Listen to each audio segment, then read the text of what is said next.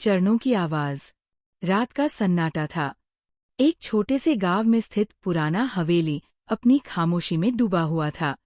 गांव वाले कहते थे कि वहां रात को अजीब अजीब आवाजें आती हैं, लेकिन किसी ने कभी सचमुच जाने की हिम्मत नहीं की। राहुल और उसकी दोस्त प्रियंका दोनों बेहद साहसी थे।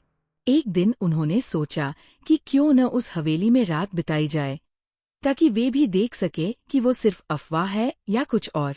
सूर्य अस्त हो चुका था और हवेली के दरवाजे पर पहुंचते ही एक अजीब ठंडी हवा का झोंका उनके चेहरे पर लगा। प्रियंका ने डरते हुए कहा, क्या हमें अंदर जाना चाहिए? राहुल ने मुस्कुराते हुए कहा, डरो मत, कुछ नहीं होगा। दोनों ने अंदर कदम रखा। हवेली के भीतर अंधेरा था, केवल चांद की हल्की रोशनी दीवारों पर पड़ रही थी। अचानक उन्हें हल्के से कदमों की आवाज सुनाई दी। प्रियंका ने कांपते हुए राहुल से पूछा, तुमने सुनी? राहुल ने कान खड़े किए। हाँ, कोई और है क्या? दोनों ने धीरे धीरे आवाज की दिशा में कदम बढ़ाए। आवाज अब और तेज हो गई थी, जैसे किसी के हल्के कदम धीरे धीरे उनके पास आ रहे हों। प्रियंका ने डरते हुए कहा, राहुल, हमें वापस चलना चाहिए।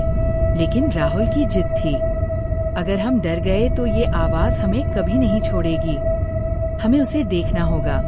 आखिरकार वे उस कमरे तक पहुंचे जहां से आवाज आ रही थी। राहुल ने धीरे से दरवाजा खोला।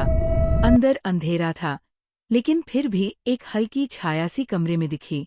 प्रियंका की आंखों में डर था, लेकिन राहुल ने कमरे में कदम रखा। अचानक कमरे का दरवाजा जोर से बंद हो गया। प्रियंका चिल्लाई, राहुल, ये क्या हो रहा है?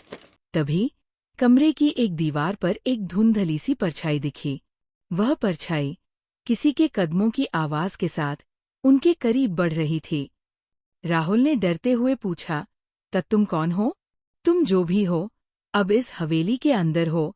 उस परछाई ने धीमे से जवाब दिया, और अब तुम बाहर नहीं जा सकते। प्रियंका और राहुल का दिल धड़कने लगा।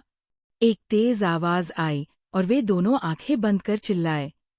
अगली सुबह गांव वाले हवेली के पास आए, लेकिन राहुल और प्रियंका का कहीं पता नहीं चला। बस हवेली के भीतर से अजीब आवाजें आ रही थी, जैसे किसी के डर से भरे कदम धीरे धीरे वहां चल रहे हों।